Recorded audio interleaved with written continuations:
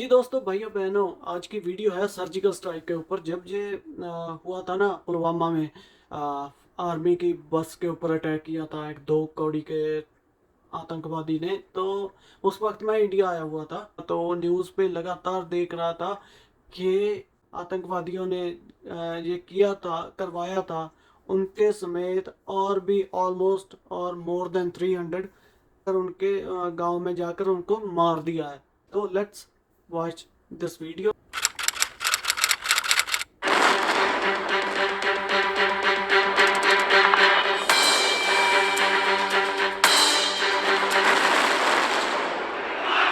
Many officers shut down me, even to the peril of my life.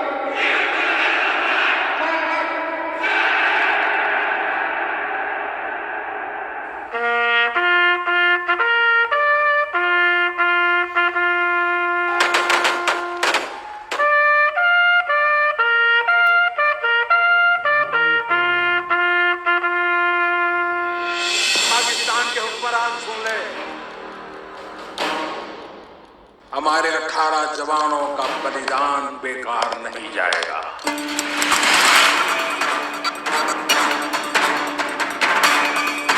The Indian Army conducted surgical strikes last night at these launch pads.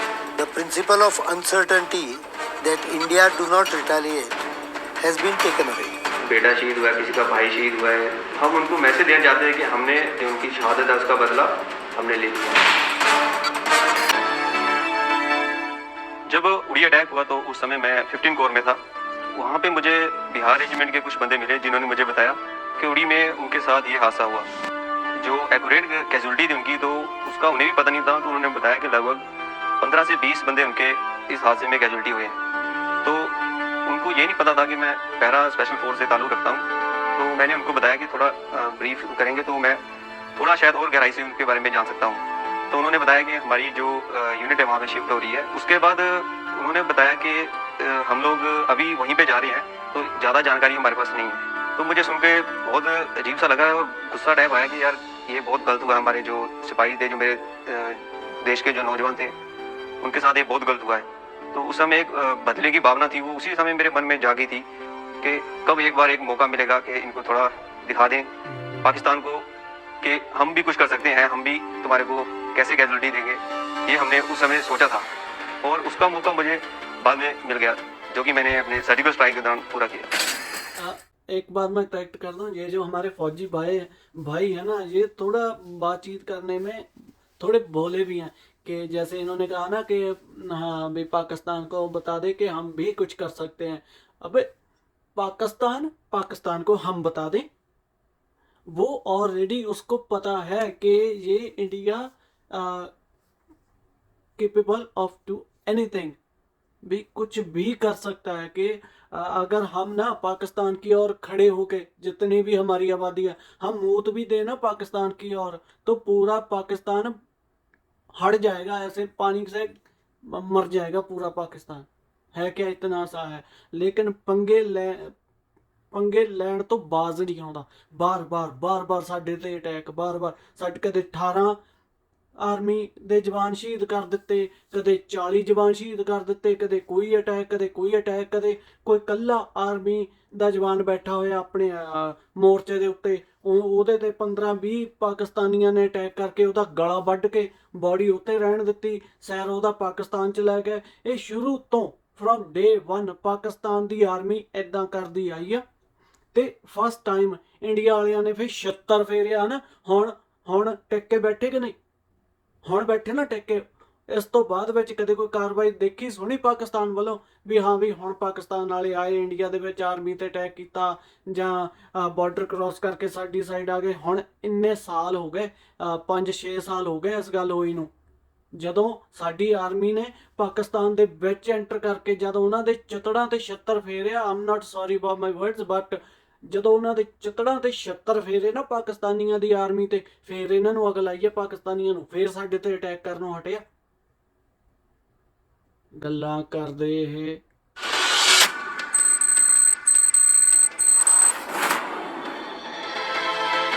उड़ी में जब attack हुआ था तो उस time मैं भी वहीं पे था। जो वहाँ का सिचुएशन था और जब हमने अपनी कैजुअलिटीज देखी तो हमारे अंदर एक अलग टाइप का गुस्सा था।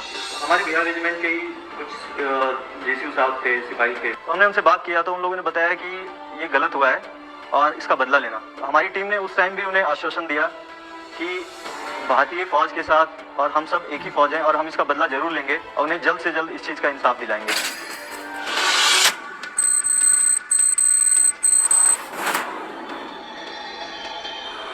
उन्होंने कुछ हटके किया था और वो मतलब एक खतरनाक सीन था, तो इसलिए एज ए एसएफ सोल्जर ये लगा कि नहीं, अभी हमारे एक समय आ गया कि हम इन पाकिस्तानियों को कुछ ना कुछ सबक सिखाएं।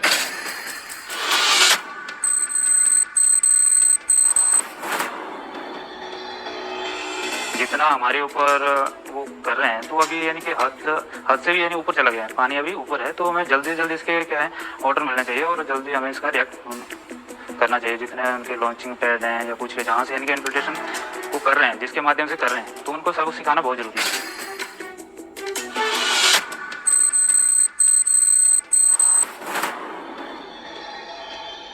हमने ये सारा हादसा अपने टीवी में देखा, तो जब उन शहीदों की हमने फैमिलियों को रोते हुए देखा तो एक दिल में कांटा सा चुका कि इसका बदला लेना किसी भी प्रकार का।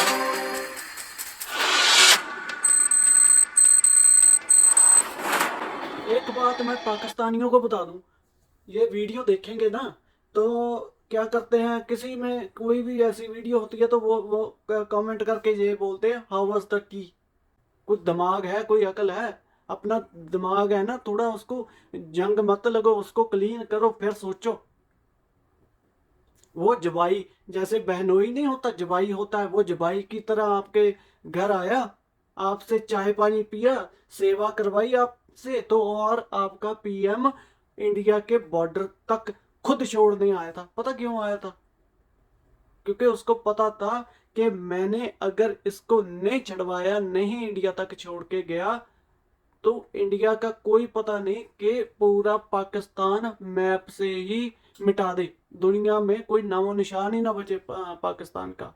और आप क्या बात करते हो यार, आप हमें टी की मजाक उड़ाते हो कि टी वाज फैंटास्टिक। अरे जो तुम्हारी बहन से जिसने शादी की होती है ना, उसको पता नहीं हिंदी में, बहन मुझे भी हिंदी नहीं आती, पता नहीं बहनोई बुलाते हैं, पता नहीं जीजा तो कहते हैं। तुम्हारे जीजे ने वहां पे तुम लोगों से खातरदारी करवाई, चाय पी, खाना पिया, खाया पिया, और तुम लोग अपने जीजे को बॉर्डर तक छोड़ के गए। हम फिर भी तुम्हारा मजाक नहीं उड़ाते, हम फिर भी तुम्हें टॉन्ट नहीं मारते। तुम हर वीडियो के नीचे लिख देते हो how was the T, tea was fantastic. दिमाग है कि अमेरिका और चाइना को गिरवी रख दिया, बेच दिया अपना दिमाग, जैसे आप गधे बेच रहे हो। अरे डोंकी कौन सेल करता है? डोंकी हो तुम लोग, चाइना को गधे बेच रहे हो यार, शर्म करो। हमारी कोर कमांडर भी, जीओसी भी, हमारे ब्रिगेड कमांडर सब लोग बोल रहे थे कि यार ये करना है और ये आप लोगों को ही करना है। तो ये हमारे लिए जो फेथ हमें हमारे ऊपर वो दिखा रहे थे, तो ये हमारे लिए सबसे बड़ी मोटिवेशन की चीज़ थी। जो वहाँ का एटमॉस्फेयर देख के लग रहा था बातचीत करके कि अगली बार जो होगा वो बहुत बड़े पैमाने पर होगा और काफ़ी इलाकों में। तो हमारे सारे सीनियर ऑफिसर्स आए, हमारे चीफ साहब भी आए थे, हमारे आर्मी कमांडर और जितने भी बड़े अधिकारी लोग थे, सब लोग आए हुए थे। उन्होंने उसी टाइम उन्हें बताया कि वी आर रेडी। हमारे कमांडिंग ऑफिसर को रोल मिल गया था, लेकिन जगह, टाइम वो सब हमने फिक्स करना था। डायरेक्शन सबकी तरफ से एक ही था कि इसका बहुत ही मल्टीपल जगह पे, और इसका जो रिएक्शन है वो काफ़ी हार्श और ये काफ़ी यादगार होना चाहिए। तब तक हमें ये पता नहीं था कि अभी क्या होने वाला है। उसके बाद आते ही हमारे क्या मोबाइल जमा कर दिए गए। प्लानिंग कुछ ऐसे तैयार हो गया था, कुछ नहीं, उसका ये था ही कुछ होने वाला है कि हम अपने उसी हिसाब से इनके पहले जो सोल्जर था, जो आर्मी मैन था, आप हमारे देश के जो सिपाही सोल्जर है ना, इनकी भाषा देखो, इनकी जुबान देखो कैसे बोलते हैं। कोई गाली दिया आपको, कोई धमकाया, कोई कुछ किया, देखो कितनी क्लैरिटी से बोल रहे हैं कि हमारे ऑर्डर थे कि ये जो करने जाएंगे वो एक बड़ा होना चाहिए, एक यादगार होनी चाहिए। अगर ऐसे तुम्हारे होते तो वो गाली देने लग जाते कि हम इंडिया को ये कर देंगे, वो कर देंगे, फाड़ देंगे, ऐसे कर देंगे। लेकिन हमारी आर्मी की वो देखो कितनी दिमाग वाली है, कितना सोच समझ के बोलते, कितना स्टिल आप लोगों की रिस्पेक्ट रखे हुए फिर बात करते हैं, और आप लोग हम ही को, हमारी आर्मी के, हमारे एयरफोर्स के जवान को टॉन्ट मारते हो। कुछ शर्म करो। अपने आप को मेंटली प्रिपेयर करना है, इन जो तैयारी उसमें की। हमारी जो माइंड गेमिंग है, वॉर गेमिंग है, वो हमारी शुरू हो गई थी। जो हमारा सिलेक्शन ऑफ ट्रुप्स, जो हमारा selection of weapons, selection of equipment अगले दिन से ही हमने शुरू कर दिया था। A to Z जितने भी लोग होते हैं सब चाहते हैं कि हम हर ऑपरेशन का हिस्सा हों। तो हमारे पास ऑप्शंस के लिए अगर देखा जाए तो हमारे पास सारे ट्रुप्स अवेलेबल हैं, बट सारे के सारी पूरी बटालियन नहीं जा सकती, क्योंकि ऑपरेशनल एस्पेक्ट को देखते हुए, टेक्निकल एस्पेक्ट्स को देखते हुए हम लोग कुछ सिलेक्टेड ट्रुप्स ही अंदर लेके जाते हैं। 24 तारीख को मैं पहुंचने के बाद तो मुझे वहाँ पे जो मेरे स्किल थे उसकी वजह से मेरी सिलेक्शन हुई थी, क्योंकि हमारे जैसे काफ़ी जो लड़के हैं सभी एक्सपर्ट होते हैं, हर एक स्किल में माहिर होते हैं, तो मुझे मेरे स्किल की वजह से सिलेक्ट किया गया था। मैं एक स्काउट मेडिको भी था, स्नाइपर भी था। मैं उस जो 28 का एरिया था उसमें पहले भी रह चुका था और एरिया हमने देखा हुआ था वो। और दूसरा क्या, मैं मेडिकल में था, मेडिकल मेरा स्किल था, इसलिए मेरे को मेडिकल के तौर पे भी बुलाया गया और नेविगेशन भी लगाया गया उस रास्ते तक सभी पार्टी को पहुंचाने के लिए। उसमें कम्युनिकेशन, मेडिकल, वेपन, डेमोलिशन, सभी स्किल में एक एक बंदा हर स्क्वाड में, जैसे 7-8 बंदे एक स्क्वाड में हैं, तो उसमें सभी में एक एक स्किल का मतलब जो कमांडो है माहिर होता है। सभी स्किल्स के हमने एक ऐसा कंपोजिशन बनाया था जिसमें 3-4 पर्सन जो हैं वो डेमोलिशन क्वालिफाइड हों, 3-4 के आसपास मेडिकल स्पेशलिस्ट हों, कुछ उसमें वेपन स्पेशलिस्ट हों, या उसमें कुछ ऐसे हों जो आईडी स्पेशलिस्ट हों। तो इस प्रकार का एक कंपोजिशन जो हमने तैयार करना था। ग्रुप के सिलेक्शन करने के बाद हम लोगों ने अपने टारगेट से रिलेटेड और ऑपरेशन से रिलेटेड जो अपना हमारा मिशन था उससे रिलेटेड ट्रेनिंग की, उससे रिलेटेड जितने भी हमें डॉक्यूमेंट्स की ज़रूरत थी, जितने भी हमें मैप्स की, जितने हमें अलग अलग चीज़ों की ज़रूरत थी, वो सारा हमने कलेक्ट किया। सर्जिकल स्ट्राइक की प्रिपरेशन के लिए सबसे पहले जो हमारा टारगेट था उसका हम लोगों ने सैंड मॉडल, उसका जो सेम टारगेट जैसा कि हमें ग्राउंड पे मिलेगा वैसा टारगेट हमने बनाया। फिर उसके ऊपर हमने वॉर गेमिंग की, जिसमें कि हमारे सारे के सारे ट्रूप्स जिन्होंने उसमें हिस्सा लेना था वो सारे बैठ के फिर पूरी रात हम लोग उस पर डिस्कशन करते थे कि कहाँ से क्या पॉसिबिलिटीज़ है, हम कैसे जाएंगे, कैसे इसे कंडक्ट करेंगे, कैसे इसे कैरी आउट करेंगे, और उसमें जितनी भी कंटिजेंसी प्लानिंग सब कुछ हम लोगों ने उसे लगभग 2 रात और 2 दिन में बैठ के ये सारा प्लानिंग किया। मैं 28 डिव कुपवाड़ा वाली पार्टी में था, 19 डिव में बारामूला में, जो कि उन्होंने लिपा वैली में ऑपरेट करना था। तो 19 डिव बारामूला में अल्फा और ब्रावो ऑपरेट कर रहे थे, वाड़ा में चार्ली और डेल्टा 28 डिव में ऑपरेट कर रहे थे, 80 में ऑपरेट कर रहे थे।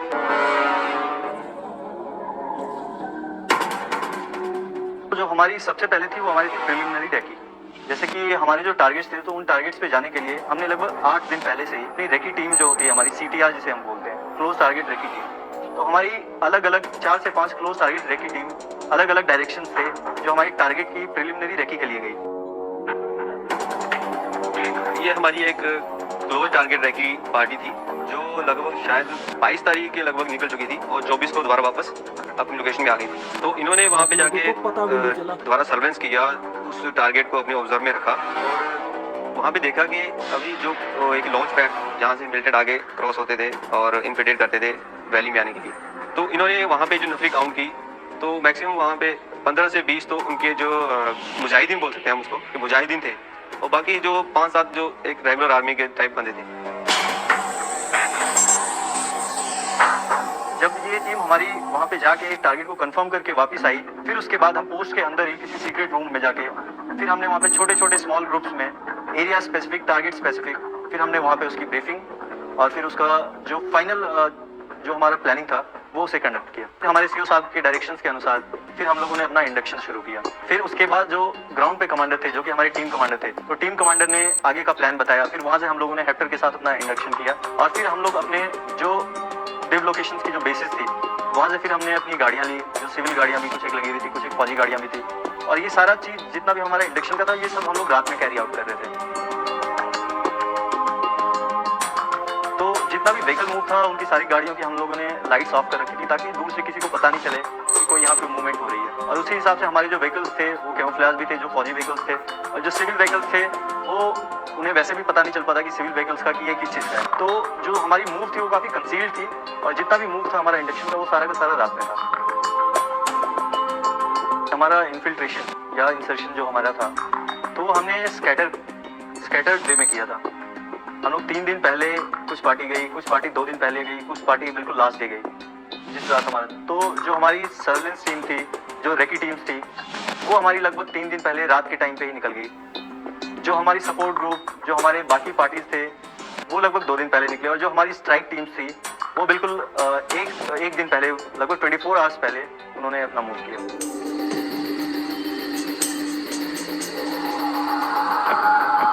रात को हमने मूव किया लगभग 11:30 बजे 27 को। तो कुछ पार्टी हमारी 11 बजे निकली, कुछ 11:15, कुछ 11:30, ऐसे हमने छोटे छोटे ग्रुपों में अपनी आगे पार्टियां भेजी। सभी का लोड मैनेजमेंट बराबर था। अप्रोक्स 30 से 35 kg वेट था सभी के पास, जिसमें उसका आर्म, सबनेशन, खुद का इंडिविजुअल का पर्सनल सामान, क्लोथिंग, ये सब उसमें भरा सब। हमारे स्क्वाड में हम लोग अपना पर्टिकुलर स्क्वाड वेपन्स और अपना पर्सनल वेपन्स कैरी करके गए थे। तो हर एक वेपन का जितना भी एम्यूनिशन होता है और जो इस ऑपरेशन के हिसाब से रिक्वायर्ड था, वो सारा का सारा एम्यूनिशन, चाहे वो मैगजीन्स हो, चाहे वो हमारे ग्रेनेड्स हो, चाहे वो हमारे रॉकेट लॉन्चर्स के राउंड्स हो, तो वो सारा हम लोग इंडिविजुअल, हर एक इंडिविजुअल अपने अपने रक्सैक में कैरी करते हैं। हमारे पास और ये भाई साहब इतना हैवी वेट हो जाता है ना, और उसके ऊपर से डिफरेंट गन्स। ये तो है नहीं कि एक सोल्जर एक गन लेकर जा रहा है और उसके पास 2-3 गन तो थी, लेकिन बुलेट्स, इतने बुलेट के पूरी एक जो आर्मी का एक ग्रुप होता है ना, उसको ख़त्म करने के लिए गुड इनफ थी। पर्सनल वेपन है, असॉल्ट राइफल्स हैं अपनी। उसके बाद में स्पोर्ट वेपन में हमारे पास मशीन गन्स हैं, रॉकेट लॉन्चर्स हैं, ये सब है हमारे पास। वो लोग भी ऐसा लग रहा था हमें जैसे उन्हें भी पता हो कि हमारे ऊपर कुछ होने वाला है। तो हम लोग जब रात को मूव कर रहे थे, तो वो लोग अपने जस्ट पीछे जो नाला होता है, तो नाले में वो लोग रात में 2-2 round, 3-3 round different time intervals पे फायर करते थे। जैसे सेंट्री चेंज होते हैं, तो सेंट्री चेंज पे फिर वो फायर करते हैं। वो लोग अपना फायर कर रहे थे। और एक रात पहले उन्होंने जो हमारे एरिया में काफ़ी ज़्यादा फायरिंग की थी, तो वो लोग भी काफ़ी डरे हुए थे, वो लोग भी एक्सपेक्ट कर रहे थे। फायरिंग की वजह साइकोलॉजिकल इफेक्ट। डरे हुए क्या, उनको पता कि उन्होंने इंडिया के मोर देन 40 आर्मी के जवान शहीद कर दिए, तो इंडिया अब चुप थोड़ी बैठेगा। पता तो उनको भी था कि अब चितड़ों पे गोली बजने वाली है, चितड़ों पे बुलेट खाएंगे ही खाएंगे, तो डर तो होगा भाई साहब। पंगा भी तो किसके साथ लिया, ये भी तो देखो। बेसिकली वो लोग भी डरे हुए थे कि शायद उनके ऊपर कुछ होगा। वो पहले ही फायर करके दिखाना चाहते थे कि हम लोग तैयार हैं और अब यहाँ पे कोई नहीं आ सकता है। तो वो हमें डराने के लिए भी और खुद के दिल से डर निकालने के लिए भी फायरिंग कर रहे थे। हम 28 तारीख को लगभग 10:30-11 बजे उधर, जहाँ हमारा टारगेट था, से 200-300 मीटर पीछे थे। तो ये था हमारा first part of surgical strike. तो ये वही सोल्जर हैं जो सोल्जर वहाँ पाकिस्तान में जाकर 300 से ज़्यादा आतंकवादियों को मार गिराया था। उनके ही घर में घुस के, उनकी ही लैंड पे जाके, बॉर्डर क्रॉस करके पाकिस्तान में जाकर इन आतंकवादियों को ठोका था। तो ये था पार्ट 1 ऑफ सर्जिकल स्ट्राइक। तो please come back for second and last part. तो वो भी मैं जल्द इसके बाद ही वो भी डाल दूंगा। वो पार्ट में ऐसा करना पड़ता है क्योंकि बहुत स्लो है, मैं फ़ोन के साथ वीडियो बनाता हूँ तो बहुत ज़्यादा टाइम लगता है कि इतनी लंबी वीडियो को अपलोड करने में। कल पूरी रात लग गई। कल की वीडियो भी ज़रूर देखना, वो माउंटेनियर है अर्जुन वाजपेयी। तो उन्होंने अपनी स्टोरी दिखाई, बताई सारा कुछ, और भूत प्रेत के बारे में भी बताया कि हिमालय में भूत प्रेत है या नहीं है, और येती जो हिमालयन येती है वो है नहीं है, सारा कुछ बताया। और उनका भी एक्सपीरियंस बहुत बढ़िया है। वो वीडियो भी आप ज़रूर देखना, 3 पार्ट्स में है और तीनों के तीनों पार्ट बहुत ही रोचक है, अच्छे हैं, एक्साइटिंग है, बहुत बढ़िया है। वो भी देखना। और सब्सक्राइब, लाइक एंड शेयर तो ज़रूर करना ही। कमेंट में ये भी बताना कि आप कौन सी वीडियो पे रिएक्शन चाहते हो, और मैं अच्छा कर रहा हूँ, बुरा कर रहा हूँ, जो भी कर रहा हूँ मुझे बताओ। तो उसके साथ क्या होगा, मुझे पता चलेगा कि मैं खुद को और बेहतर कैसे करूँ। अभी मैं 0 हूँ, 0 से 10 पे कैसे जाऊँ, ये आप बताओगे, बोलोगे, तभी कुछ अपने आप को चेंज कर पाऊँगा। अदरवाइज़ मुझे तो यही लगता है कि शायद मैं ठीक ही कर रहा हूँ, है ना। आप बताओगे कि भाई तू ये गलत कर रहा है, तभी तो मैं वो बात, वो चीज़, वो जो भी आप बोलोगे, वो तभी तो मैं चेंज कर पाऊंगा। हिंदी में मैं बहुत कमज़ोर हूँ, ये तो बात मुझे भी पता है, लेकिन I am trying my best to improve my Hindi. तभी मैं मोस्टली हिंदी में वीडियो बनाता हूँ। तो कुछ भी हो, कमेंट में ज़रूर बताना और लाइक एंड शेयर ज़रूर करना, सब्सक्राइब भी करना। मिलते हैं